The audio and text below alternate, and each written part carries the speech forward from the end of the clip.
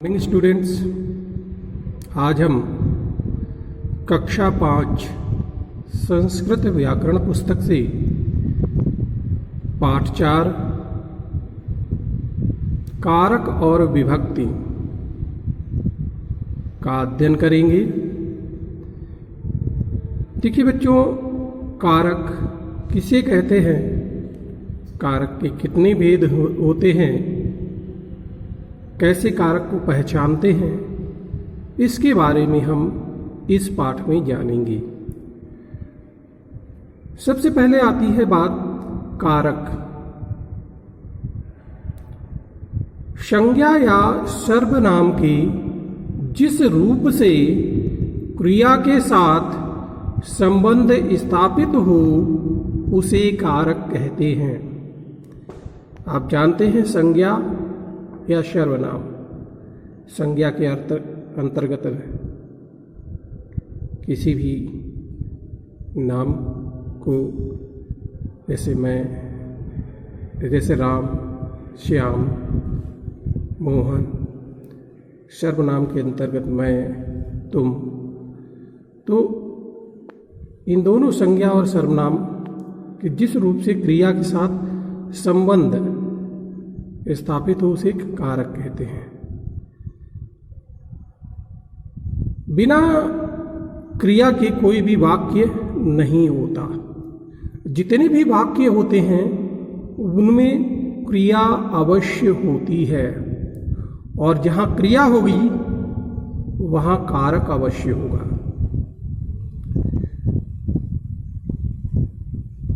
विभक्ति क्या होती है इसे भी जानेंगे। देखिए, विभक्ति जिन शब्दों के द्वारा कारक की पहचान होती है उन्हें विभक्ति कहते हैं। जिन शब्दों से कारक की पहचान होती है वो सभी क्या होते हैं, विभक्तियां कहलाते हैं।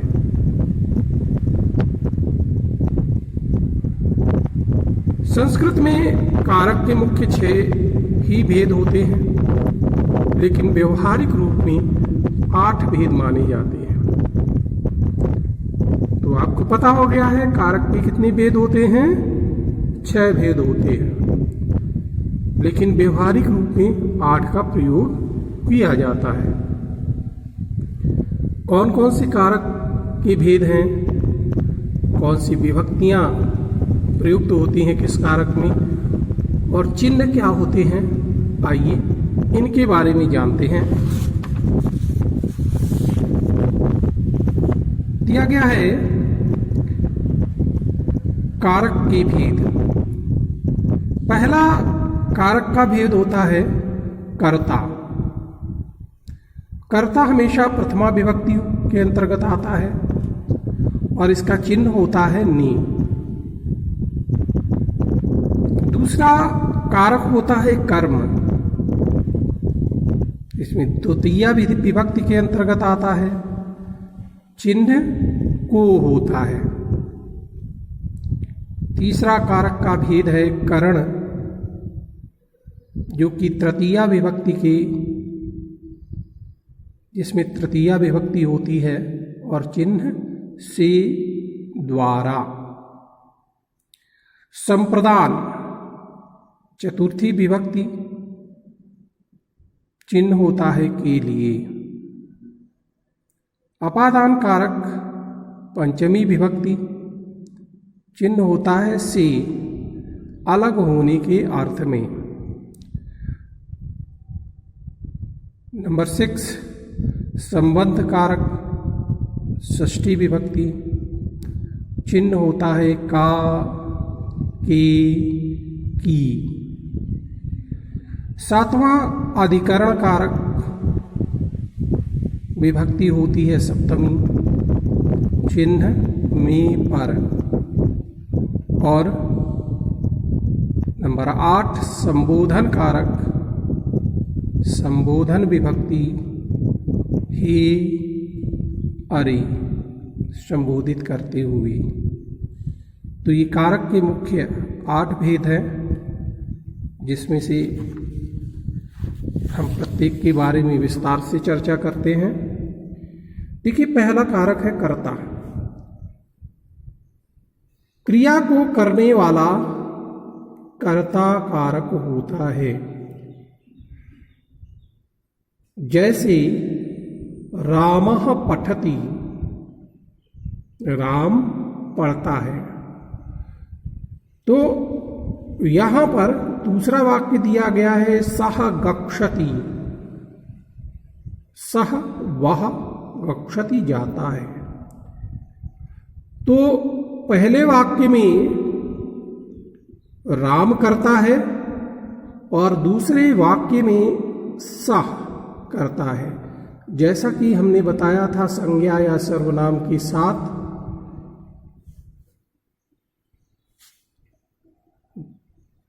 क्रिया के साथ जो संबंध, संज्ञा या सर्वनाम का जो रूप क्रिया के साथ जो संबंध स्थापित करता है उसे कारक कहते हैं। तो यहां पर आप देख रहे हैं कि संज्ञा राम, सा सर्वनाम, इसका क्रिया के साथ संबंध स्थापित हो रहा है, अतः ये इसमें कारक होगा, कर्ता कारक के अंतर्गत आता है ये।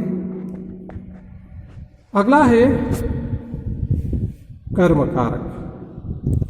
क्रिया को करने में कर्ता को जो वस्तु अत्यंत प्रिय हो उसे कर्म कारक कहते हैं। क्रिया को करने में कर्ता को जो वस्तु बहुत प्रिय होती है उसे कर्म कारक कहते हैं। जैसे रामः पुस्तकम पठति, रामः और राम, पुस्तकम पुस्तक, पठति पढ़ता है। अब इस वाक्य से क्या पता चलता है कि यहां पर राम पढ़ने की क्रिया के लिए पुस्तक को चाहता है, यानी कि पढ़ने की क्रिया के पूर्ण होने में पुस्तक की राम को अत्यंत प्रिय है, इसलिए ये कर्म कारक होगी। कौन? पुस्तक। पुस्तक क्या होगी? कर्म कारक होगी। तो यहां पर कर्म कारक को हम पहचानते हैं। तीसरा है करण कारक। जिस साधन के द्वारा क्रिया संपन्न होती है उसे करण कारक कहते हैं। क्रिया को संपन्न करने के लिए जो भी साधन की आवश्यकता होती है उसे करण कारक कहते हैं। जैसे अहम कलमेन लिखामी, अहम मैं कलमेन कलम से, लिखामी लिखता हूं। अब यहां मैं लिखने की क्रिया किससे कर रहा हूं? कलम से, अतः कलम क्या हुई? करण कारक हुई। तो यहां पर कलम कलमेन करण कारक है। अब हम आते हैं नंबर 4, कारक संप्रदान कारक। देखिए, संप्रदान कारक क्या होती है? जिसके लिए कोई कार्य किया जाए या जिसे कोई वस्तु दी जाए उसे संप्रदान कारक कहते हैं। जैसे उदाहरण के लिए, सह रामाय फलम ददाति, सह रामाय फलम ददाति। दूसरा वाक्य देखिए, सुरेशा ज्ञानाय पठति। अब यहां पर सा रामाय फलम ददति, सह वह रामाय राम को फलम फल ददाति देता है। यहां पर वाक्य के का अर्थ क्या है? वह राम को फल देता है। और दूसरे वाक्य को देखते हैं, सुरेशः ज्ञानाय पठति, सुरेशा सुरेश ज्ञानाय ज्ञान के लिए, पठति पढ़ता है। तो सुरेश ज्ञान के लिए पढ़ता है। अब यहां पर देखिए, जो रामाय है और ज्ञानाय, तो ये दोनों क्या है? संप्रदान कारक। क्योंकि जिसके लिए कोई कार्य किया जाए या किसी को वस्तु दी जाए, है ना, तो वो क्या कहलाती है? संप्रदान कारक कहलाती है। इसलिए रामाय और ज्ञानाय ये दोनों संप्रदान कारक होंगे। अब हम आते हैं अपादान कारक। जब किसी स्थिर वस्तु से कोई वस्तु अलग होती है तो जो स्थिर वस्तु होती है उसे अपादान कारक कहते हैं। अब स्थिर वस्तु से कोई वस्तु अलग होती है उससे, तो स्थिर वस्तु की होती है, तो स्थिर वस्तु क्या होती है? अपादान कारक होती है। जैसे उदाहरण दिया है, वृक्षात पत्राणि पतंती। वृक्षाति वृक्ष से पत्राणि पत्ते पतंती गिरते हैं। वृक्ष से पत्ते गिरते हैं। अब यहां पर क्या है? पत्ते जो है गिरते हैं। स्थिर क्या है? वृक्ष स्थिर है। वृक्ष से क्या पत्ते अलग होते हैं, इसलिए वृक्षात में क्या होगा? अपादान कारक होगा। तो जो भी वस्तु स्थिर होती है उसी में हमेशा अपादान कारक होगा।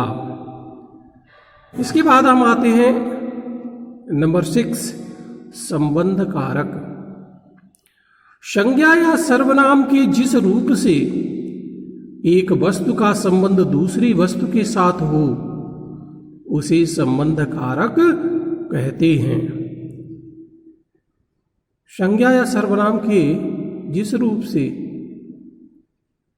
एक वस्तु का संबंध दूसरी वस्तु से हो, तो यहां पर संबंध हो। जैसे रामस्य पुस्तकम अत्र न अस्ति। रामस्य, राम की पुस्तकम पुस्तक, अत्र यहाँ, ना नहीं, अस्ति है। तो वाक्य बना राम की पुस्तक यहाँ नहीं है। यहाँ राम का संबंध किससे है? पुस्तक के साथ है। इसलिए रामस्य में क्या होगी?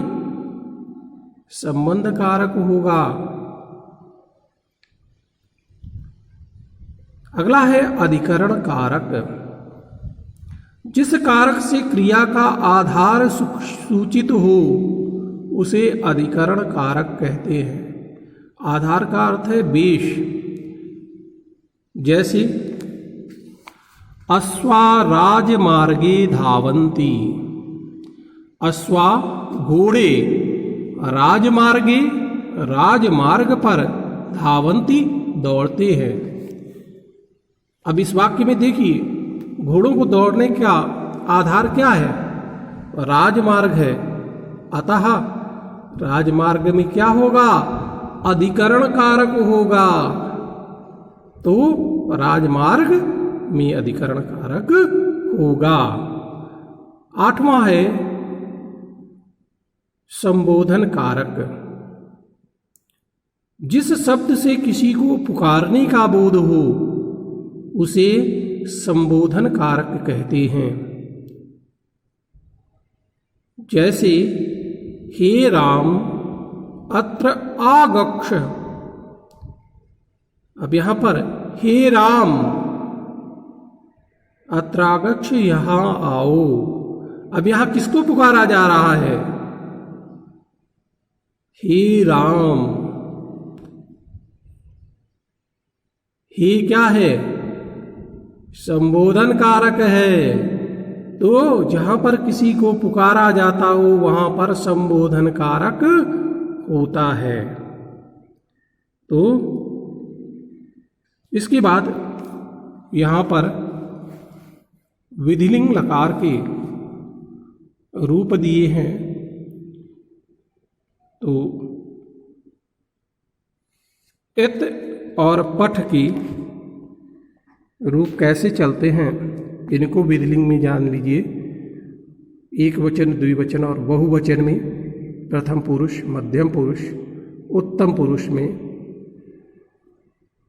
प्रथम पुरुष के जो रूप चलते हैं एक वचन में होता है एत, द्विवचन में एताम, बहुवचन में एऊ।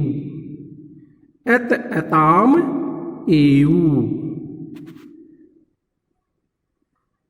अब मध्यम पुरुष में ये जो मैं बता रहा हूं ये शब्द ऐसे हैं जो कि सभी धातुओं के साथ लगकर उनके रूपों का निर्माण करते हैं। मध्यम पुरुष में किसी भी धातु की मूल धातु के साथ ये शब्द लगा देंगे तो विधिलिंग के मध्यम पुरुष के रूप बन जाएंगे। जैसे एह, एतम, एत, और उत्तम पुरुष के एयम, एओ, एम।